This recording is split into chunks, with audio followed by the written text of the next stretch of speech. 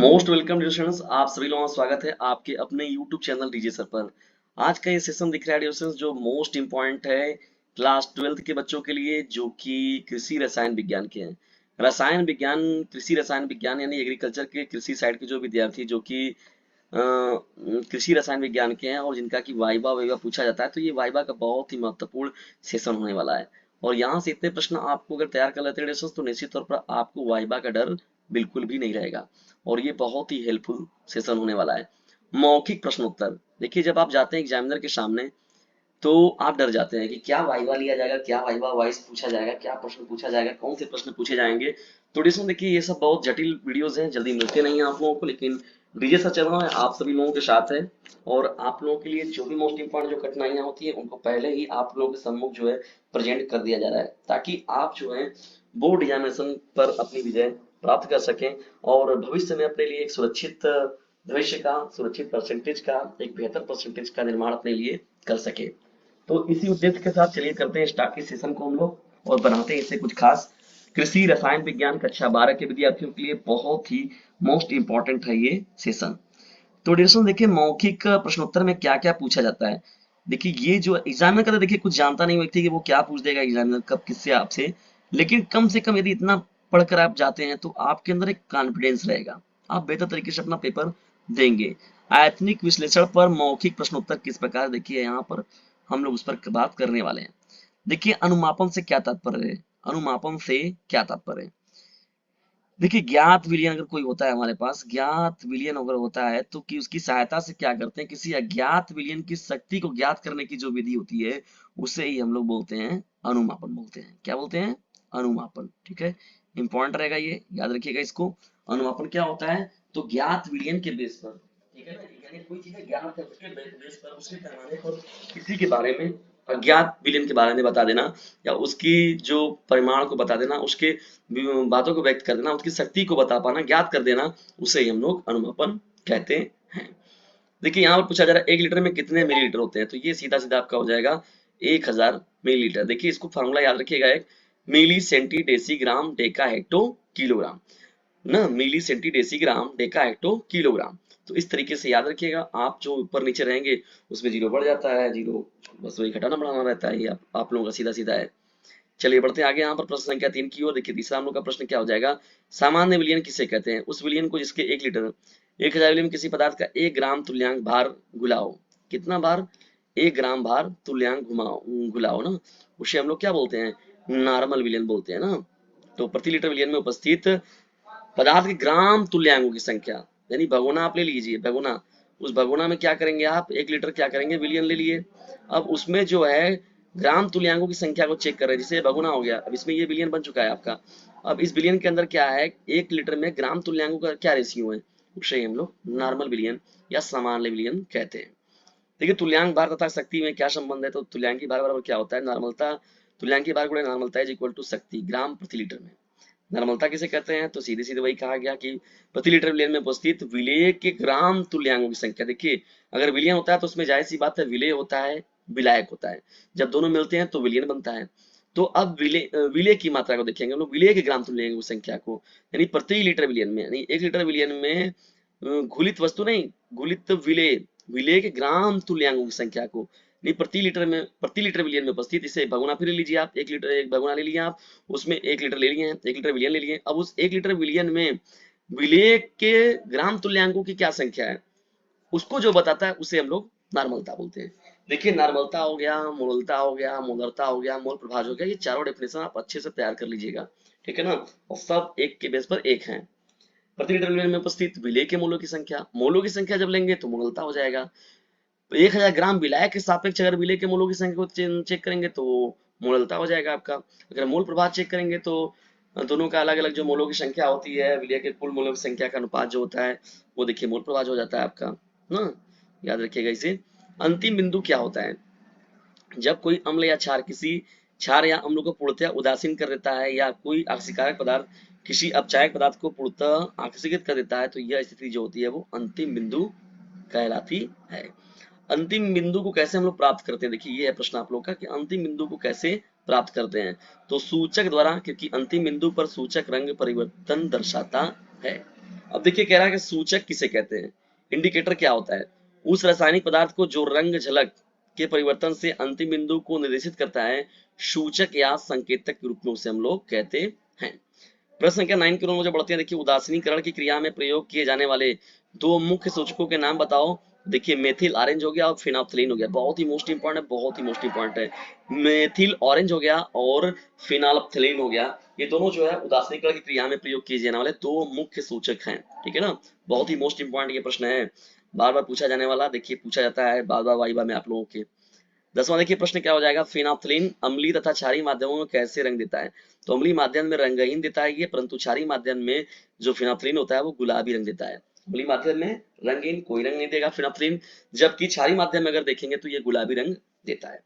आप रिंज करने से क्या समझते हैं, किसी उपकरण को पानी से साफ करने के उपरांत उस घोल से धोने के प्रक्रम को जो कि उसके प्रयुक्त किया जाता है रिंज कहलाता है, ठीक है। ये भी डिफिनेशन है, डिफिनेशन को सीधा सीधा देख लीजिएगा, स्क्रीनशॉट मार लीजिएगा। यदि इसका पीडीएफ चाहिए तो 950 690 250 7 नाम के नंबर पर कर दीजिए व्हाट्सएप मैसेज, डिस्क्रिप्शन बॉक्स में भी आप लोग को नंबर मिल जाएगा, उस नंबर पर व्हाट्सएप मैसेज कर दीजिए, उस पीडीएफ को प्राप्त कर लीजिए और बेहतर तरीके से तैयार करके कॉन्फिडेंस लेवल का अपने भरपूर इस्तेमाल करके जाइए एग्जाम में, और वाइवा को एकदम बेस्ट तरीके से दीजिए, एग्जामिनर पर अपना प्रभाव बनाइए, जिससे एग्जामिनर आपको मजबूर हो जाए पूरा का पूरा नंबर देने के लिए। किसी उपकरण को पानी से धोने के पश्चात रिंज न करने से क्या हानि होती है। देखिए उपकरण में भरे जाने वाले विलयन की शक्ति परिवर्तित हो जाती है, भाई जाहिर सी बात है, अगर साफ सफाई अच्छे से नहीं करेंगे तो उसमें निश्चित तौर पर यह प्रभाव देखने को मिल सकता है। 13वां देखिए प्रश्न क्या है, एक पीपेट पर 10 ml 20 डिग्री सेंटीग्रेड लिखा होने का क्या तात्पर्य है। देखिए यदि पीपेट को अंकित चिन्ह तक किसी विलियन में अगर देखा जाए ऐसी बात है, तो यहाँ पर देखिए क्या हो जाएगा, द्वारा भर ले तो विलियन का आयतन क्या होगा, 20 डिग्री सेंटीग्रेड पर जो होता है 10 ml होता है, ये पुरस्कार हो जाएगा। सेमी नॉर्मल तथा डेसी नॉर्मल विलियनों की नॉर्मलता क्या होगी, तो ये n/2 एंड n/10 होगी। सेमी नॉर्मल के बारे में कहा जाए तो n/2 और डेसी नॉर्मल के बारे में पूछा जाए नॉर्मलता तो n/10 होता है। अब चलिए बात कर रहे हैं हम लोग यहाँ पर मेथिल ऑरेंज अम्लीय तथा क्षारीय माध्यमों में कैसा रंग देता है। देखिए मेथिल ऑरेंज की बात हो रही है, तो मेथिल अम्लीय माध्यम में देखिए मेथिल ऑरेंज होता है वो नारंगी या गुलाबी रंग देता है, जबकि क्षारीय माध्यम में ये पीला रंग देता है। अभी देखिए उधर फेनाफ्थलीन का मैंने बताया था, अब देखिए यहाँ मेथिल ऑरेंज का, ये दोनों बहुत मोस्ट इंपॉर्टेंट है।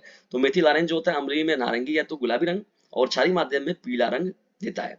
मेथिल ऑरेंज किस अनुमापन में प्रयोग किया जाता है। तो देखिए प्रबल अम्ल तथा प्रबल क्षार के अनुमापन में तथा प्रबल अम्ल तथा निर्बल क्षार के अनुमापन में मुख्य रूप से मेथिल ऑरेंज का हम लोग प्रयोग करते हैं, ठीक है दोस्तों।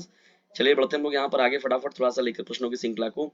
फिनाफ्थलीन किस अनुपातक में प्रयुक्त किया जाता है। तो प्रबल अम्ल तथा प्रबल क्षार के अनुमापन में और निर्बल अम्ल तथा प्रबल क्षार की अनुमापन में। प्रबल अम्लों के उदाहरण दीजिए, तो देखिए HCl हो गया, HNO3 हो गया, H2SO4 हो गया। प्रबल का मतलब क्या होता है, मजबूत बलवान आदमी।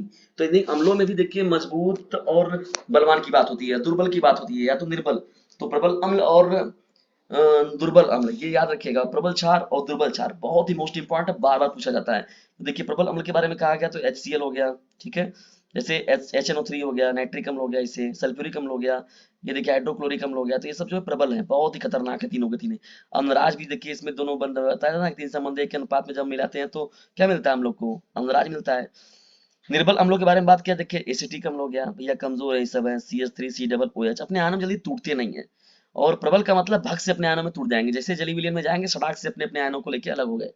लेकिन दुर्बल वाले में क्या होता है, अपने आयनों में जल्दी टूटते नहीं है। ऑक्जेलिक अम्ल देखिए हो गया, तो इस सबको दुर्बल कहा जाता है, दुर्बल या तो निर्बल। प्रबल क्षार के बारे में देखिए उदाहरण क्या हो गया, कास्टिक सोडा हो गया, सोडियम हाइड्रोक्साइड हो गया, देखिए यहाँ पर कास्टिक पोटास हो गया, पोटेशियम हाइड्रोक्साइड हो गया। तो ये सब जो होते हैं वो प्रबल क्षार हैं, प्रबल यानी तुरंत तोड़ टूट जाते हैं। जबकि दुर्बल क्षार में देखिए Na2CO3, पोटेशियम कार्बोनेट हो गया, सोडियम कार्बोनेट हो गया, सोडियम बाइकार्बोनेट देखिए हो गया, पोटेशियम देखिए बाइकार्बोनेट हो गया। तो ये सब जो होते हैं वो निर्बल क्षार है, ठीक है ना। KMnO4 की ऑक्सीकरण अपचयन अनुपात में कौन सा सूचक प्रयोग होता है। तो देखिए इसमें मुख्य रूप से जो होता है केवल स्वयं सूचक के रूप में कार्य करता है, ठीक है, कोई सूचक प्रयोग नहीं किया जाता है। KMnO4 जो होता है ये खुद जो होता है सूचक का काम करता है।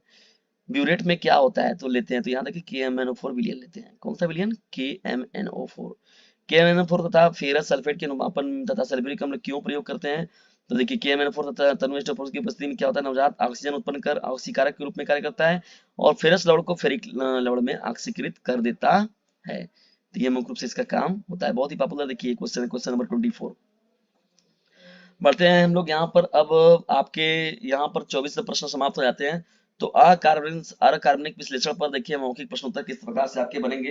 लवण किसे कहते हैं, तो जब अम्ल तथा भस्म की परस्पर या अम्ल तथा क्षार की परस्पर क्रिया से देखिए पानी तथा एक अन्य यौगिक बनता है जिसे लवण कहते हैं। तो देखिए ये अम्ल हो गया HCl यानी OH, क्या हो गया आपका, ये हो गया क्षार। तो जब हम लोग मिलाएंगे इन दोनों को HCl और यानी OH को, तो यहाँ पर देखिए H जो हो गया OH के साथ पानी बन जाएगा आपको यहाँ पर उदासीन क्रिया, और यहाँ पर बन गया आप लोग का लवण यानी HCl। बहुत ही पॉपुलर क्वेश्चन है। मूलक किसे कहते हैं, एक लवण दो भागों को बना देता है, नहीं एक लवण दो भागों का बना होता है जिन्हें मूलक कहते हैं। आयन किसे कहते हैं, परमाणु या परमाणु का उस समूह को जिस पर विद्युत आवेश हो आयन कहलाता है। भाई देखते हैं हम लोग, यानी Cl को भी आप तोड़ेंगे तो यानी प्लस में टूटेगा, Cl माइनस में टूटेगा, तो वही आयन है। एक को ऋणायन कहेंगे, एक को धनायन कहेंगे। भाई ऋण का ऋणायन मतलब, धनायन मतलब, अभी तो चीजें समझ रहे हैं, धनी और ऋणी की बात हो रही है। अवक्षेप कब बनता है, जब किसी विलयन में उपस्थित आयनों की सांद्रता का गुणनफल क्या होता है, संबंधित पदार्थों की विलेयता गुणांक से अधिक हो जाता है तो वह पदार्थ अवक्षेपित हो जाता है। मिश्रण किसे कहते हैं, मिश्रण भैया दो या दो से अधिक पदार्थों को हम लोग अनिश्चित अनुपात में मिला देते हैं। देखिए मिश्रण का मतलब क्या होता है और यौगिक का मतलब क्या होता है। जैसे आप पानी ले लिए, अब पानी को ले लिए तो H2O, तो यहाँ पर जब देखिए रेशियो फिक्स है तभी पानी आपको मिलेगा। अमोनिया जैसे ले लिया आप लोग NH3 है तो वहां पर फिक्स है रेशियो 1:3 के रूप में, तो यहाँ पर यौगिक बनता है। निश्चित अनुपात में जब हम लोग मिलाते हैं दो या दो से अधिक तत्वों को तो वो हमें मिलता है यौगिक, लेकिन अनिश्चित अनुपात में लेते हैं तो मिश्रण बन जाता है। अब मिश्रण का उदाहरण देना चाहें आप तो बहुत सारे उदाहरण है आप लोग को। जैसे हम लोग पानी में क्या किए, हम लोग एक गिलास पानी में डाल दिए, मतलब ईट के अंदर गिट्टी मिला दी, गिट्टी में बालू मिला दिए, बालू में पानी मिला दिए, तो वो सब चीजें मिश्रण के रूप में देखिए लेके बात करते हैं हम लोग ना। तो दो या दो से अधिक लवणों को किसी भी मात्रा में मिलाने पर देखिए प्राप्त पदार्थ जो होता है मिश्रण कहलाता है। मिश्रण का मूल देखिए विलयन क्या होता है, तो मिश्रण थोड़ी मात्रा में क्रमशः पानी, तनु HCl, सांद्र HCl के साथ पहले ठंडा। देखिए तनु और सांद्र का मतलब, तनु सांद्र ये भी देखिए याद रखिएगा, पतला और गाढ़ा की बात होता है ना, तनु और सांद्र। तनु का मतलब पतला, सांद्र का मतलब गाढ़ा। जैसे आपका सर्दी होता है तो शुरुआत में एकदम पतला रहता है आपका, तो वो तनु कहते हैं उसको हम लोग, पतला भैया सर्दी बाबा पानी की तरफ अपने आप छू रहा है, लेकिन वही जब गाढ़ा हो जाता है पता चला रेडी हो गया मलाई की तरफ, तो वो सांद्र हो गया। ठीक है, पतला और गाढ़ा से याद रखिएगा, तनु और सांद्र कंफ्यूज मत रहिएगा। तनु HCl और सांद्र HCl का मतलब क्या होता है, ठीक है ना, बिल्कुल भी आप इसमें परेशान नहीं होना है आपको। प्रश्न 32 में बढ़ते हैं, वे अम्लीय मूलक कौन से होते हैं जो तनु H2SO4 के साथ परीक्षण देते हैं, तो कार्बोनेट हो गया और सल्फाइड हो गया। ठीक है, ये बातें देखिए प्रश्न संख्या 23 भी इसी प्रकार से है। H2SO4 परीक्षा देते हैं तो देखिए ये हो जाएंगे आपके। 34वां प्रश्न, वे कौन से अम्लीय मूलक है जो अपने व्यक्तिगत परीक्षा देते हैं, तो देखिए ये हो गया आपके, ये हो गया आपका 34वां प्रश्न। चलिए बढ़ते हैं हम लोग यहाँ पर 35वें प्रश्न की ओर। कार्बोनेट लवण को तनु सल्फ्यूरिक अम्ल के साथ अभिक्रिया करने में कौन सी गैस निकलती है, तो कार्बन डाइऑक्साइड ना, जो चूने के पानी के में प्रवाहित हो जाने के बाद इसे दुधिया कर देती है। चूने का पानी क्या होता है, तो ये कैल्शियम हाइड्रोक्साइड CaOH2 विलयन होता है, कैल्शियम हाइड्रोक्साइड। ठीक है, 37वां प्रश्न, कार्बोनेट के परीक्षण में चूने का पानी दुधिया क्यों हो जाता है, क्योंकि कैल्शियम कार्बोनेट का सफेद अवक्षेप बनने के कारण कैल्शियम कार्बोनेट का सफेद अवक्षेप बन जाता है, इसी वजह से ऐसा होता है।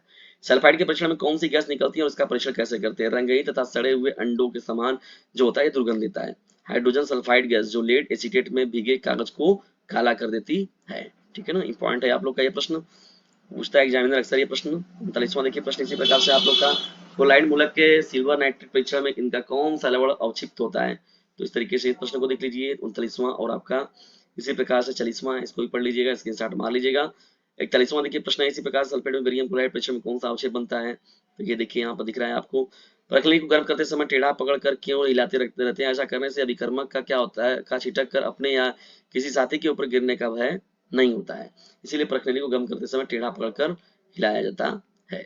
समूह अभिकर्मक किसे कहते हैं, देखिए समूह अभिकर्मक उस रासायनिक पदार्थ को जो किसी समूह के मूलकों को उनके अविलेय लवणों के रूप में अवक्षिप्त करता है, उस समूह का देखिए समूह जो होता है उस समूह को हम लोग क्या बोलते हैं, समूह अभिकर्मक कहते हैं।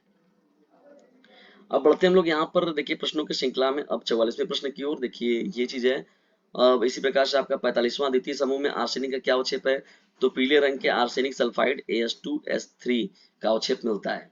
इसी प्रकार से आपका 46वां प्रश्न हो जाएगा, तीसरे समूह का समूह अभिकर्मक क्या होता है, तो तीसरे समूह में अगर आप देखेंगे तो अमोनियम क्लोराइड की उपस्थिति में जो होता है अमोनियम हाइड्रोक्साइड की दिखता, ये तीसरे समूह का समूह अभिकर्मक होता है।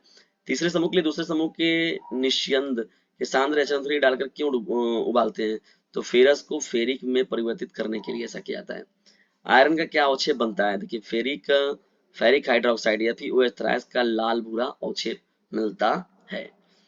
ठीक है ना, NH4 सील के स्थान पर NaCl क्यों प्रयोग नहीं किया जाता है, NaCl के प्रयोग में देखिए क्या होता है, NH4OH NH4OH के आयनीकरण पर कोई प्रभाव नहीं पड़ता है, अतः NaCl का प्रयोग क्या होता है इसमें नहीं किया जाता है। इसी प्रकार देखिए कौनवा प्रश्न हो जाएगा आपका, चौथे समूह में जिंक का अवक्षेप प्राय किस रंग का होता है, तो स्लेटी कलर का होता है। ये सब डायरेक्ट याद रखिएगा, आपका प्रश्न जो है इंपॉर्टेंट है ये। 53वां प्रश्न आपका देखिए इसी प्रकार से, पांचवें अवक्षेप में पूर्ण अवक्षेपण के लिए देखिए होता है।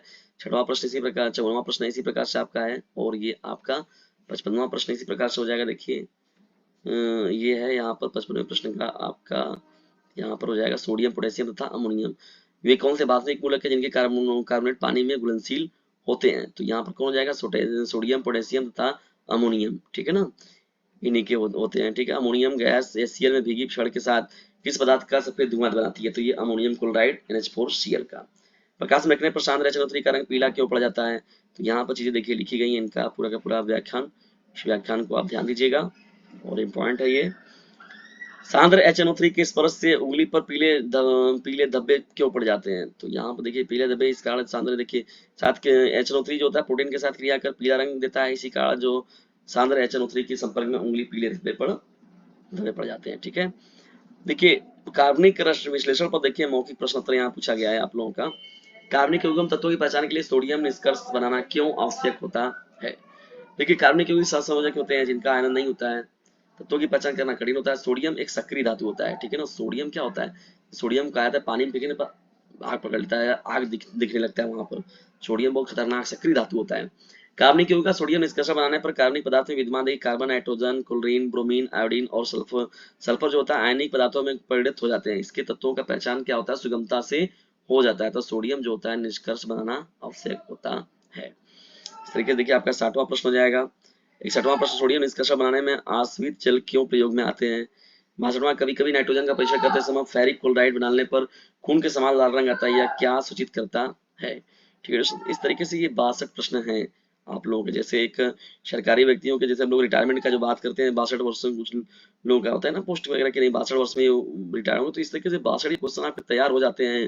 तो कृषि रसायन विज्ञान या कृषि रसायन विज्ञान की बात करें आप, चाहे रसायन विज्ञान की बात करें, तो उन दोनों देखिए रसायन के लिए बहुत इंपॉर्टेंट है, कृषि रसायन के लिए तो ये ब्रह्मास्त्र है, और रसायन विज्ञान के लिए भी वाइवा के लिए बहुत ही महत्वपूर्ण ये पूरा का पूरा सेशन था। तो लिसंस, आज का ये महत्वपूर्ण सेशन आप लोग कैसा लगा कमेंट बॉक्स में जरूर बताइएगा, और यदि वीडियो थोड़ा सा भी हेल्पफुल लगा तो इसे लाइक करें, शेयर करें, और चैनल पर नए तो चैनल को सब्सक्राइब करना बिल्कुल भी ना भूलिएगा। और याद रखिएगा यदि ज्यादा नंबर पाने की इच्छा तो टीजीएस चैनल से जरूर लीजिएगा शिक्षा। और भी कोई दुविधा है, कोई समस्या है आप लोगों को, तो व्हाट्सएप नंबर मैंने दे रखा है डिस्क्रिप्शन बॉक्स में से, लीजिए इस नंबर को, उस नंबर पर व्हाट्सएप मैसेज कीजिए, और जुड़े रहिए टीजीएस चैनल के साथ। कमेंट बॉक्स के थ्रू भी अपनी हमें जो दुविधाएं हैं उससे हमें बता सकते हैं, तो मैं निश्चित तौर पर उसका जो है आप लोग के लिए जो संतुष्टि भरा जो कंटेंट है, हल है, मैं उसको पूरा पूरा प्रोवाइड कराने का प्रयास अवश्य रूप से करूंगा। वीडियो को अंत तक देखने के लिए आप सभी लोगों का हृदय गहराइयों से विनम्रतापूर्वक धन्यवाद। इसे अपने क्लासमेट पर शेयर जरूर कीजिएगा, क्योंकि ये बहुत ही लाभदायक वीडियो है और बहुत सी कॉन्फिडेंशियल वीडियो है। यदि इसको पूरा देख लेते हैं आप, तो आपके साथ साथ कई आपके सहपाठियों का भी उद्धार हो जाएगा। तो सर्वे भवन्तु सुखिनः, सर्वे सन्तु निरामयाः, सर्वे भद्राणि पश्यन्तु मा कश्चित् दुर्भाग् भवेत्। तो खुद के लिए भी अच्छा सोचिए, सभी के लिए अच्छा सोचिए। निश्चित तौर पर आप किसी के लिए अच्छा सोचेंगे तो आपके लिए ईश्वर परमात्मा जो अच्छा सोचेंगे, अल्लाह सोचेंगे, तो इस तरीके से अपना काम करना चाहिए। एक बेहतर सोच के साथ अपने भविष्य को आगे लेकर बढ़िए, जीवन को, और सुरक्षित भविष्य का निर्माण कीजिए। तो इसे अपने क्लासमेट पर शेयर जरूर कीजिएगा। इतना आप लोगों को काम अवश्य रूप से करना है। जय हिंद, जय भारत।